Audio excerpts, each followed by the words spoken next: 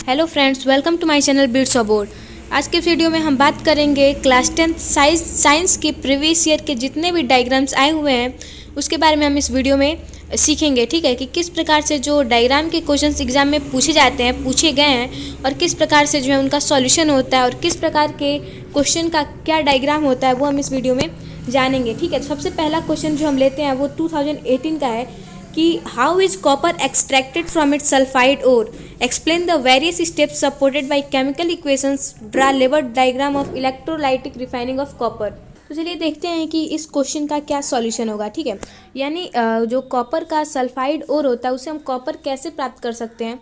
तो जो है यहाँ पे ये एनोड कैथोड का जो है एक हमें सेटअप तैयार करना पड़ेगा, जो कि ये जो कॉपर का इलेक्ट्रोलाइटिक रिफाइनिंग का जो डायग्राम है उसके लिए हमें सबसे पहले एक बीकर बनाना होगा जिसमें हमें दो इलेक्ट्रोड्स बनाए गए हैं यहाँ पर, जो कि पॉजिटिव इलेक्ट्रोड जो होता है हमारा उसे हम एनोड कहते हैं और जो निगेटिव इलेक्ट्रोड होता है हमारा उसे हम कैथोड कहते हैं। ठीक है, मैं इसको थोड़ा जूम कर देती हूँ।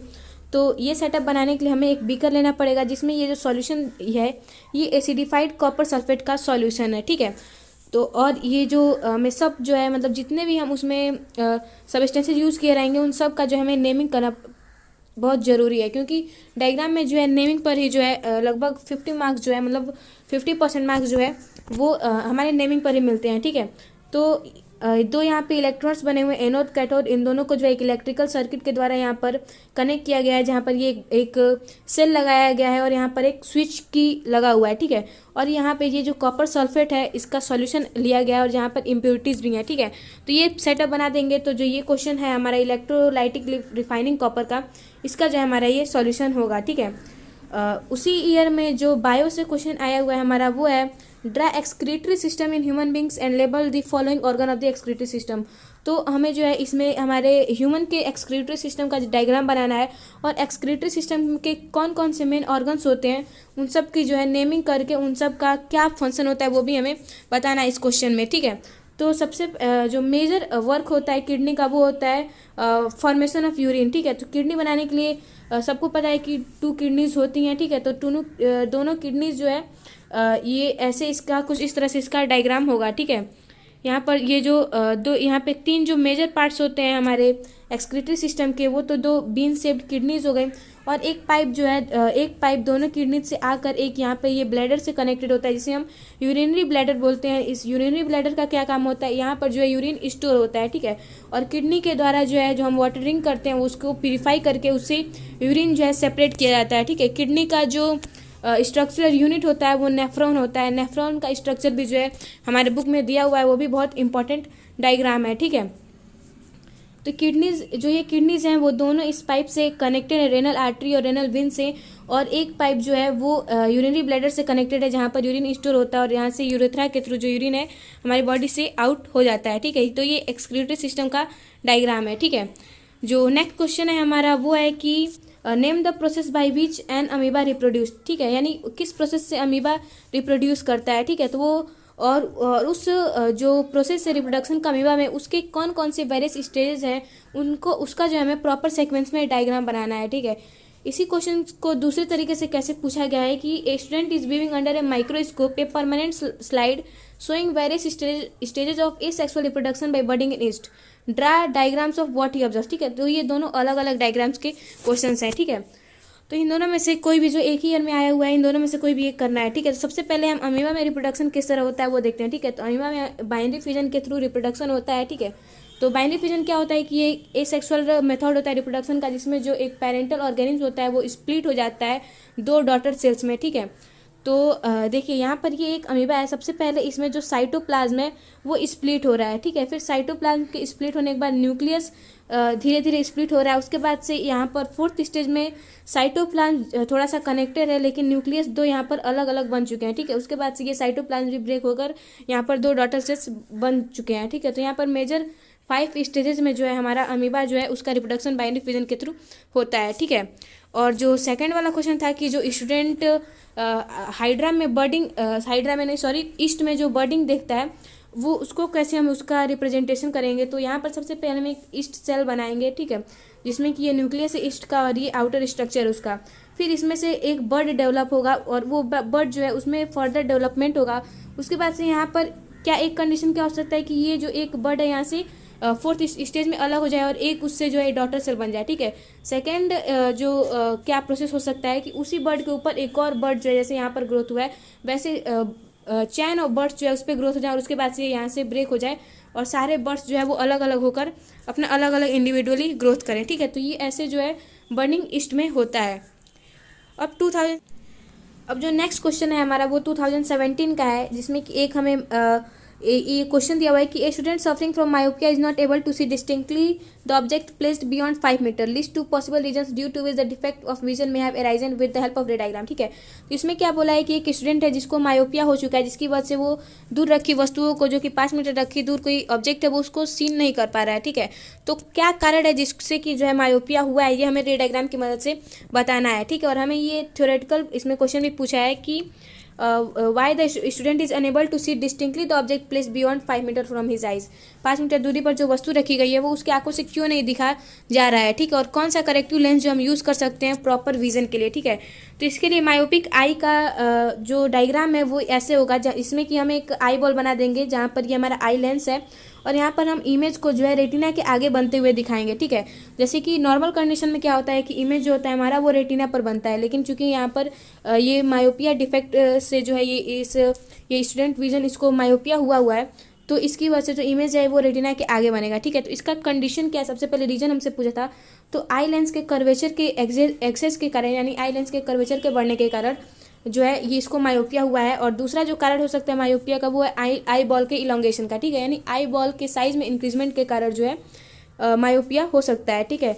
जैसे कि किसी इन्फिनिटी से जो कोई ऑब्जेक्ट से आ रही हैं, ऑब्जेक्ट से जो लाइट रेज आ रही हैं वो आई लेंस से कन्वर्ज करते हुए रेटिना के आगे ही जो है एक पॉइंट पर कन्वर्ज करके मिल जाती हैं, जिससे कि वहीं पर इमेज का फॉर्मेशन होता है, जिसको हमारे सेंसरी नर्व के द्वारा जो है सेंस नहीं किया जा सकता है उसको, ठीक है, जिसकी वजह से हमें इमेज नहीं दिखता है दूर का मायोपिया में।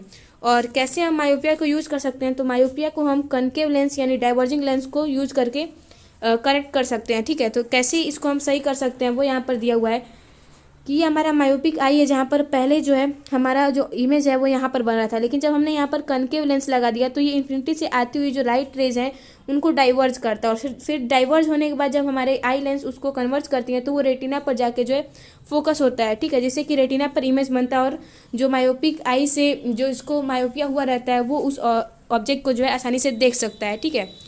तो ये हमारा इस क्वेश्चन का आंसर हो गया, ठीक है। जो नेक्स्ट क्वेश्चन है वो हमारा draw in sequence showing the 4 stage the process of binary fission in amoeba, ठीक है। जैसे फिर से यही क्वेश्चन रिपीट हुआ है जो हमने ऊपर कर लिया था अभी कि अमीबा में बाइनरी फिजन कैसे जो है किस स्टेज में मतलब किस कौन से स्टेज में बाइनरी फिजन होता है वो जो है हमारा इसमें बताना है, ठीक है। 2017 में आया हुआ है, तो इसमें भी जो है हमने इसके बारे में पढ़ा कि कैसे बाइनरी फिजन जो है बाइनरी फिजन में कैसे 2 डॉटर सेल्स में अमीबा स्प्लिट होता है, तो वही डायग्राम हमें इसमें बना देना है, ठीक है। फिर 2016 में फिजिक्स से आया हुआ एक डायग्राम वाला क्वेश्चन है कि what is atmospheric refraction, use this phenomena to explain the following natural events, twinkling of stars, advanced sunrise and delayed sunset, draw diagram to illustrate your answer, ठीक है। तो इसमें पूछा रहा है कि एटमॉस्फेरिक रिफ्रैक्शन क्या होता है, और हमें इस एटमॉस्फेरिक रिफ्रैक्शन के फिनोमेना को यूज़ करके जो है हमें कुछ नेचुरल इवेंट्स जैसे कि स्टार्स का ट्विंकलिंग और सूर्य के उगने से पहले ही जो है हमें उसका दिख जाना और सनसेट के 2 मिनट बाद तक भी जो है हमें सूर्य का दिखना, इसको कैसे हम जो है एटमॉस्फेरिक रिफ्रैक्शन इस जो है हम फिनोमेना को यूज़ करके इसका डायग्राम हमें बनाना है, ठीक है। ये 2016 में आया हुआ क्वेश्चन है, ठीक है। तो एटमॉस्फेरिक रिफ्रैक्शन क्या होता है, सबसे पहले हम ये थ्योरेटिकल आंसर इसका जान लेते हैं, ठीक है। तो एटमॉस्फेरिक रिफ्रैक्शन क्या होता है कि refraction of light caused by the earth atmosphere, यानी अर्थ के एटमॉस्फेयर के द्वारा जो लाइट का रिफ्रैक्शन होता है due to change in refractive index, ठीक है। अलग अलग जो मीडियम्स होते हैं उनका रिफ्रैक्टिव इंडेक्स अलग अलग होता है, तो रिफ्रैक्टिव इंडेक्स में चेंज के कारण जो है अर्थ एटमॉस्फेयर में जो लाइट का रिफ्रैक्शन होता है उसे ही हम जो है एटमॉस्फेरिक रिफ्रैक्शन कहते हैं, ठीक है। जो ट्विंकलिंग ऑफ स्टार्स है वो स्टार जो है एक बहुत ही दूर जो है स्टार्स जो एक पॉइंट साइज लाइट के सोर्स हैं, ठीक है, जो कि हमारी आंखों से बहुत दूरी पर हैं, ठीक है। और तो जो स्टार्स से जो लाइट रेज आती हैं उनको हमारी आंखों तक पहुंचने तक बहुत ही ज़्यादा दूरी तय करनी पड़ती है, ठीक है, तब जाके वो हमारी आंखों तक पहुंचती है, ठीक है। जैसे कि मान लीजिए यहाँ स्टार है, यहाँ पे अर्थ बना हुआ है, यहाँ पे डायग्राम बना हुआ है, इसी से हम समझ लेते हैं। तो यहाँ से जो लाइट रे आ रही है तो ये आने तक जो एटमॉस्फेयर में अलग अलग लेयर्स जो है मतलब कहीं पर डेंसिटी ज़्यादा है, कहीं पर डेंसिटी कम है, ठीक है, कहीं पर पॉल्यूटेंट ज़्यादा है, कहीं पर नहीं है। तो उसकी वजह से इसके लाइट रेज में डिफ्लेक्शन होता है, इसे कि जो हम रिफ्रैक्शन बोलते हैं। तो इसकी वजह से जो स्टार का अपेरेंट पोजीशन हमें दिखाई देता है, ठीक है, मतलब स्टार का एक्चुअल पोजीशन ये है, ठीक है। लेकिन इससे जब लाइट रे जो है इसे मुड़ती हुई आती हैं, जैसे कि मान लीजिए ऐसे यहाँ पे कोई स्टार है, तो इससे जो लाइट रेज, यहाँ पर आँख है हमारा, तो जो लाइट रेज आती हैं वो ऐसे टर्न होती हुई हैं, लेकिन हमारा आँख जो है वो तो स्ट्रेट लाइन देखेगा ना, तो वो ऐसे स्ट्रेट लाइन से ऑब्जर्व करता है, जिससे कि हमें स्टार जो है ऐसे दिखाई देता है, ठीक है। तो ये तो अपेरेंट पोजीशन हो गया स्टार का। और लाइट रेज जो आती हैं वो अलग अलग डिफ्लेक्ट करते हुए आती हैं, तो इन सबको मिला के जब हम मान लीजिए यहाँ से देखेंगे तो हमको स्टार कुछ इस तरह से ट्विंकलिंग करता हुआ दिखाई देगा। तो यही मेजर जो फिनोमिना है वो रिफ्रैक्शन ही है, जिसकी वजह से हमें स्टार जो है वो ट्विंकलिंग दिखाई देते हैं, ठीक है। अब एडवांस्ड सनराइज क्या होता है, तो जब सन जो है वो हॉरिजन के नीचे चला जाता है, तभी भी उससे जो लाइट रेज आती हैं, जो कि सन से जो लाइट रेज आती हैं वो रेयरर मीडियम से डेंसर लेयर की तरफ जो है एयर में आती हैं, ठीक है। तो इसकी वजह से सन के लाइट रेज में एटमॉस्फेरिक रिफ्रैक्शन होता है, जिसकी वजह से लाइट जो है हमें वो ऊपर से आती हुई दिखाई देती है, जिससे हमें लगता है कि सन जो है वो ऊपर है अभी, ठीक है, हॉरिजन के ऊपर है। लेकिन एक्चुअल में जो सन होता है वो हॉरिजन के नीचे होता है, मतलब सन सेट हो चुका होता है, लेकिन हमें सन अभी भी दिखाई देता है, ठीक है। तो इसीलिए जो सन होता है वो एक्चुअल सनराइज के पहले भी दिखता है और एक्चुअल सनसेट के बाद तक भी जो है दिखता है, ठीक है। डिलेड सनसेट का भी यही यहाँ पे कारण दिया हुआ है कि जैसे कि सिमिलर जो मतलब कि जो जल्दी सनराइज हो रहा था वही सेम रीजन जो है डिलेड सनसेट में भी हम लिख सकते हैं। थ्योरेटिकल भी और डायग्राम भी हम सेम वैसे ही बना सकते हैं, ठीक है। जैसे कि अर्थ, ये है हमारा अर्थ पे, यहाँ पे मान लीजिए कोई ऑब्जर्वर है यहाँ से, ठीक है, और यहाँ पे ये हॉरिजन है हमारा, और सन जो है इस हॉरिजन के बिलो, यानी सन जो है सनसेट हो चुका है। इससे जो लाइट रेज आती हैं वो उसमें डिफ्लेक्ट करती हुई यहाँ पे ऑब्जर्वर की आंखों तक पहुँचती हैं। तो ऑब्जर्वर की आंखें तो ऐसे है नहीं कि उसका जो विजन ऑफ लाइट रे है वो ऐसे टर्न होते हुए सन तक तो जाएगा नहीं, वो स्ट्रेट उसको देखने की कोशिश करता है, जिससे कि हमें जो सन है वो हॉरिजन के एबव दिखाई देता है, जिससे कि हमें सन जो अभी दिखता है कि अभी जो है सन जो है सेट नहीं हुआ है, ठीक है। तो यही रीज़न है एटमॉस्फेरिक रिफ्रैक्शन एक्चुअल सनसेट का और डिलेड एक्चुअल सनसेट से जल्दी जो है हमें सन के दिखने का, और सनसेट के डिलेड होने पर भी हमें सन का हॉरिजन के एबव दिखने का, ठीक है। नेक्स्ट क्वेश्चन जो है हमारा वो है कि a student is observing a permanent slide showing sequentially the different stage of a sexual reproduction taking place in yeast, ठीक है। तो यही फिर से रिपीटेड क्वेश्चन है कि ईस्ट में जो बडिंग होता है उसको जो है हमें उसको डायग्रामेटिकली हमें बताना है, और हमें उस प्रोसेस को बताना है जो कि जिसके थ्रू जो है ईस्ट में रिप्रोडक्शन होता है, ठीक है। तो ईस्ट में बर्डिंग के थ्रू रिप्रोडक्शन होता है, इसका डायग्राम अभी हमने ऊपर देख लिया, ठीक है। जैसे कि हम देख रहे हैं कि यही सब इसी टाइप के क्वेश्चन जो है वो रिपीट हुए हैं प्रीवियस ईयर्स में, ठीक है। तो इन सब की ऐसे डायग्राम्स के आने की प्रोबेबिलिटी जो है बहुत ही ज़्यादा है, ठीक है। तो ईस्ट में बर्डिंग कैसे होता है ये हमने अभी जान चुके हैं। यहाँ पे बर्ड का फॉर्मेशन होता है, चैन ऑफ बर्ड्स भी बनते हैं, फिर ये बर्ड से अलग होकर जो है एक ऑफ स्प्रिंग बन जाते हैं, ठीक है।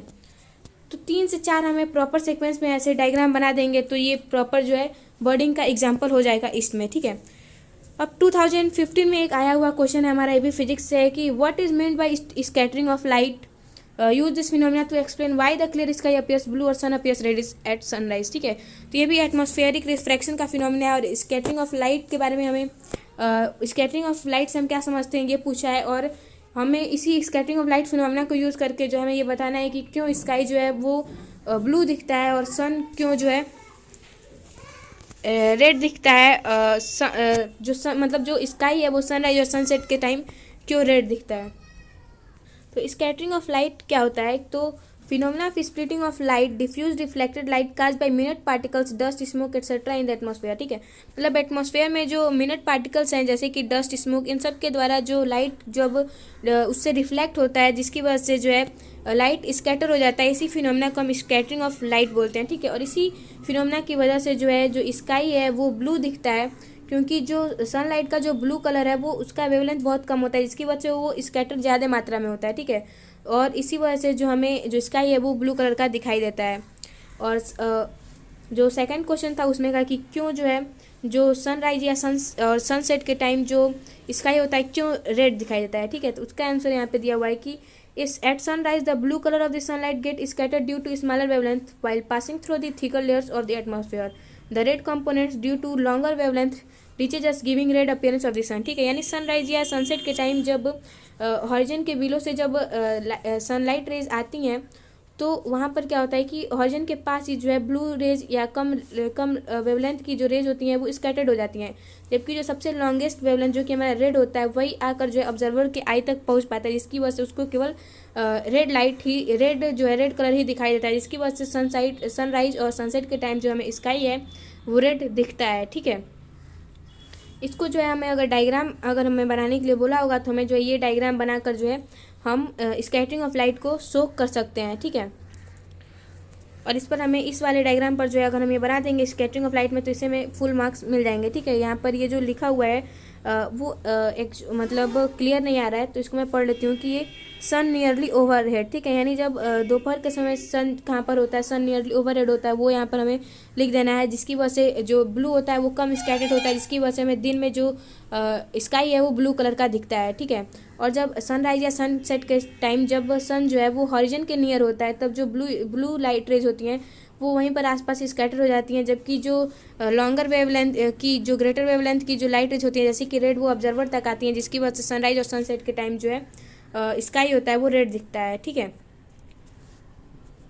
फिर से यहाँ पर रिपीटेड क्वेश्चन है कि ईस्ट में कैसे जो है रिप्रोडक्शन होता है बर्डिंग के थ्रू, वो डायग्राम के थ्रू जो है यहाँ पर बनाया गया है। ठीक है, तो ऊपर जब जैसे अभी हमने देखा कि कैसे ईस्ट में बर्डिंग होता है वही हमको बना देना है। ठीक है, नेक्स्ट जो है हमारा क्वेश्चन वो है कि draw label diagram to illustrate budding in Hydra. अब हाइड्रा में कैसे बर्डिंग होता है इसका डायग्राम हम कैसे बनाएंगे, तो हाइड्रा कुछ इस तरह का प्लांट के सिमिलर होता है। ठीक है, जिसमें से यहाँ पर ये बर्ड निकला हुआ है, जिससे कि ऊपर इसमें फर्दर डेवलपमेंट हुआ है, फिर ये बर्ड यहाँ पे अलग हो चुका है, यहाँ पर ये थर्ड स्टेज में जो है बर्ड यहाँ पर अलग हुआ है, फिर यहाँ से ये जब ब्रेक हो जाता है तो ये जो ऑफ स्प्रिंग है उसका जो वो उससे अलग हो जाता है, पेरेंटल बॉडी से अलग हो जाता है, और वो फर्दर जो है इंडिविजुअली एक सिंगल हाइड्रा के रूप में डेवलपमेंट करता है। ठीक है, तो और नेक्स्ट क्वेश्चन जो दिया हुआ है हमारा वो है name the parts labelled as A B C and D in the diagram given below. ठीक है, तो ये फ्लावर में पॉलिनेशन का डायग्राम है, जिसमें कि जो है ऐसे डायग्राम बना के एग्जाम में आया हुआ है, और हमें ए बी सी डी जो लेबल्ड है इसके क्या क्या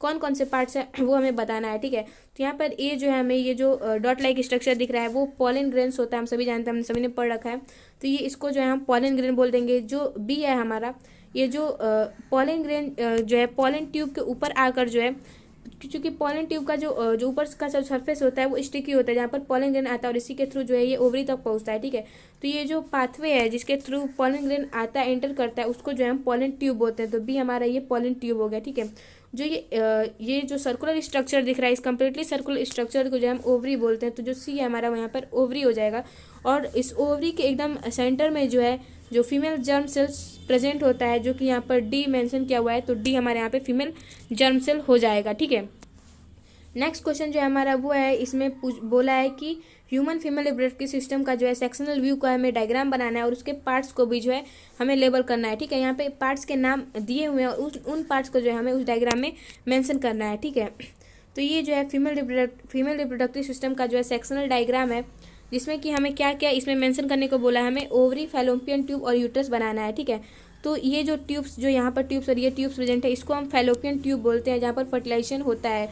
ठीक है, और जो ये जो दो ओवरीज प्रेजेंट होती हैं फीमेल रिप्रोडक्टिव सेल में, जिसके थ्रू जो है जो फीमेल एग होता है वो प्रोड्यूस होता है। ठीक है, और ये जो है ये यूट्रस होता है, और ये यूट्रस की थिक लाइनिंग होती है जहाँ पर बेबी का डेवलपमेंट होता है। ठीक है, तो ये प्रॉपर जो है फीमेल रिप्रोडक्टिव सिस्टम का डायग्राम है। ठीक है, 2013 में आया हुआ एक क्वेश्चन है कि इसमें भी एक ये डायग्राम, ये भी फिर से रिपीटेड क्वेश्चन है कि ये एक डायग्राम है जिसमें ए बी सी जो है इसमें मेंशन है, और हमें ए बी सी का जो है नाम और उसका फंक्शन हमें बताना है। ठीक है, जिसके बाद से हमें जो है गैमेट और जाइगोट का भी रोल बताना है सेक्सुअली रिप्रोड्यूसिंग ऑर्गेनिज्म में।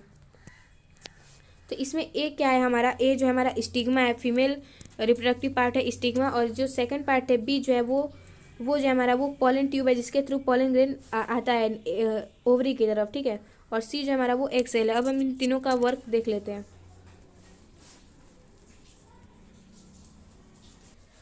तो स्टिग्मा क्या, सबसे पहले ए जो था वो स्टिग्मा था। स्टिग्मा जो है एक स्टिकी सरफेस होता है जहाँ पर पोलन ग्रेन आकर स्टिक हो जाता है, और उसके बाद से जो है आकर वो पोलन ट्यूब के थ्रू जो है फीमेल ओवरी तक जाता है। ठीक है, जो पी पार्ट था हमारा वो पोलन ट्यूब था। इसका फंक्शन क्या होता है, ये पोलन ग्रेन को कैरी करता है एक तक, फीमेल एक तक, जहाँ ताकि वो दोनों मिलकर जो फर्टिलाइजेशन कर सकें। जो सी पार्ट था हमारा वो एग सेल था, ठीक है।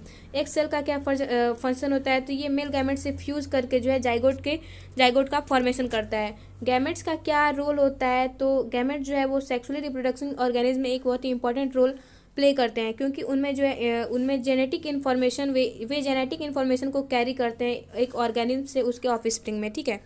ये गैमेट्स क्या होते हैं, this gametes upon fusion results in the formation of the zygote. इन्हीं गैमेट्स के फ्यूजन से जो है जाइगोट का फॉर्मेशन होता है और उसी जाइगोट के फर्दर डेवलपमेंट से जो है न्यू इंडिविजुअल का ग्रोथ होता है। अगर इन गैमेट्स में कोई डिफॉर्मेशन होता है तो इससे जो न्यूली फॉर्म्ड ऑफ स्प्रिंग होता है उसमें डिफॉर्मिटीज़ आती हैं, ठीक है। यानी वो जैसे कि जो नॉर्मल ऑफ स्प्रिंग्स होते हैं वो उनसे डिफर हो जाता है, ठीक है। जाइगोट का क्या रोल होता है, तो जाइगोट जो है जाइगोट एक डिप्लॉयड सेल होता है जो कि मेल और फीमेल गैमेट से बनता है फर्टिलाइजेशन के बाद, ठीक है। जाइगोट एक फर्स्ट स्टेज होता है डेवलपमेंटल प्रोसेस का एक ऑर्गेनिज्म के, ठीक है। और इस जाइगोट में सारे जेनेटिक इन्फॉर्मेशन जो है वो होते हैं जो कि वो दोनों पेरेंट्स से जो है उस ऑफ स्प्रिंग में आते हैं, जो कि उस ऑफ स्प्रिंग के लिए ज़रूरी होते हैं, ठीक है। फिर क्वेश्चन नंबर 22 इस फिर से जो है इसमें हाइपरमेट्रोपिक आई से जो है एक डिफेक्टेड आई डायग्राम को हमें बनाना है। इसमें क्या होता है कि जैसे कि हमने ऊपर देखा कि मायोपिक आई में जो इमेज था वो रेटिना के पहले बन जा रहा था, तो हाइपरमेट्रोपिक में क्या होता है कि जो ऑब्जेक्ट का इमेज होता है वो रेटिना के पीछे बनता है। हाइपरमेट्रोपिक आई में जो है हम कन्वेक्स लेंस को यूज़ करके जो है इसको हम सही कर सकते हैं। हाइपोमेट्रोपिया क्यों होता है, इसका क्या कारण होता है, तो आई बॉल के लेंथ में डिक्रीजमेंट आ जाता है, या सेकंड कारण ये हो सकता है कि जो आई लेंस होता है उसका फोकल लेंथ इंक्रीज हो जाता है। तो ये दोनों मेजर काजेज हैं जिसकी वजह से हाइपरमेट्रोपिया होता है। इसको हम कन्वेक्स लेंस प्रॉपर जो है फोकल लेंथ का कन्वेक्स लेंस यूज़ करके इसको सही कर सकते हैं, जिससे कि जो ऑब्जेक्ट का इमेज है वो रेटिना के पीछे ना बनकर रेटिना पर बने, ठीक है। जैसे कैसे हम कनकेव लेंस जो है कन्वेक्स लेंस लगाकर जो है इसको यूज़ कर सकते हैं वो यहाँ पर बताया हुआ है, ठीक है। फिर से 2012 में जो है यहाँ पर फिर से इसी क्वेश्चन को रिपीट किया हुआ है कि जो इसमें फ्लावर्स में कैसे पॉलिनेशन और फर्टिलाइजेशन होता है उसको जो हमें डायग्राम की मदद से बताना है। इसको हमने ऊपर अभी हम देख चुके हैं, ठीक है। फिर 2011 में एक फिर से हाइपरमेट्रोपिया के क्वेश्चन को रिपीट किया हुआ है। इसमें भी हमें डायग्राम बनाना है कि कैसे जो है हम अप्रोप्रिएट लेंस का यूज़ करके जो है हाइपरमेट्रोपिक आई को सही कर सकते हैं, ठीक है। तो ये फिर से यहाँ पर हाइपरमेट्रोपिया वाला डायग्राम दिया हुआ है, ठीक है, जिसमें कि आई बॉल में जो है यहाँ पर जो है जो ऑब्जेक्ट का इमेज होता है वो रेटिना के बिहाइंड बनता है, लेकिन यहाँ पर जब हम कन्वेक्स लेंस का यूज़ करेंगे तो ये प्रॉपर आके रेटिना पर बनता है, जिससे कि हमारे उसको ऑप्टिक नर्व हमारे उसको सेंस करके जो है हम उसका इमेज देख सकते हैं, ठीक है। फिर यहाँ पर एक क्वेश्चन है, draw a labelled longitudinal section of a flower and label it's sepal petal ovary and stigma. हमें फ्लावर के लॉन्गिट्यूडनल सेक्शन को जो है ये बनाकर उसमें जो है जो ये गिवन पार्ट्स हैं उनको जो है मेंशन करना है, ठीक है। तो ये उसका लॉन्गिट्यूडनल सेक्शन होता है फ्लावर का, जो कि हमारे एनसीईआरटी बुक में भी दिया हुआ है। इसमें जो है जो बीच में जो ये जो पार्ट दिख रहा है इसके ये मेनली जो है फीमेल पार्ट होता है, जो इसका अपर पार्ट स्टिग्मा होता है, एक स्टिकी सरफेस होता है इसके ऊपर। जो इसका जो ये मिडल वाला पार्ट है ये स्टाइल होता है, और जो सबसे बिलो पार्ट होता है स्वॉलन पार्ट वो ओवरी होता है। उसी के अंदर जो है फीमेल जर्म सेल होता है, यानी फीमेल एग्स प्रेजेंट होते हैं। और ये जो हमारे जो कलरफुल लीव्स प्रेजेंट होती हैं फ्लावर्स की उसको हम पेटल्स बोलते हैं, और जो नीचे की जो ग्रीन लीफी प्लांट जो ग्रीन लीव्स होते हैं उसको हम सेपल्स बोलते हैं, ठीक है। मेल पार्ट क्या होता है फ्लावर का, वो स्टेमन होता है, और फीमेल पार्ट जो है वो कार्पेल या पिस्टिल हम उसको कहते हैं, ठीक है।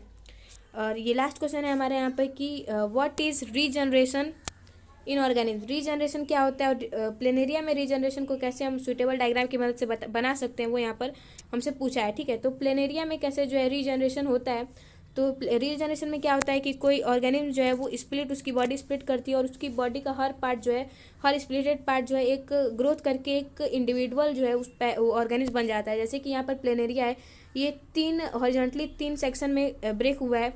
जैसे कि यहाँ पे ये हेड रीजन, इसका ये एब्डोमिनल रीजन और इसका टेल रीजन तीनों अलग अलग हो चुके हैं यहाँ पर। और तीनों में यहाँ पर जो है ये हेड रीजन है तो यहाँ पर मिडिल और लोअर रीजन आ चुका है, यहाँ मिडिल रीजन है तो इस पर अपर और लोअर रीजन आ चुका है, यहाँ पर लोअर रीजन है तो इस पर अपर और मिडिल रीजन आ चुका है, ठीक है। और तीनों पार्ट से जो है एक प्रॉपर प्लेनेरिया बन चुका है, ठीक है।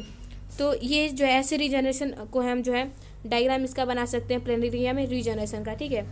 तो यहाँ पर ये कुछ हमारे इंपॉर्टेंट डायग्राम्स थे जो कि प्रीवियस ईयर में आए हुए हैं। आई होप ये वीडियो जो आपके लिए हेल्पफुल रहा होगा। Thank you for watching the video. Bye bye, take care, stay safe, keep learning and keep watching my channel Bits About. Thank you.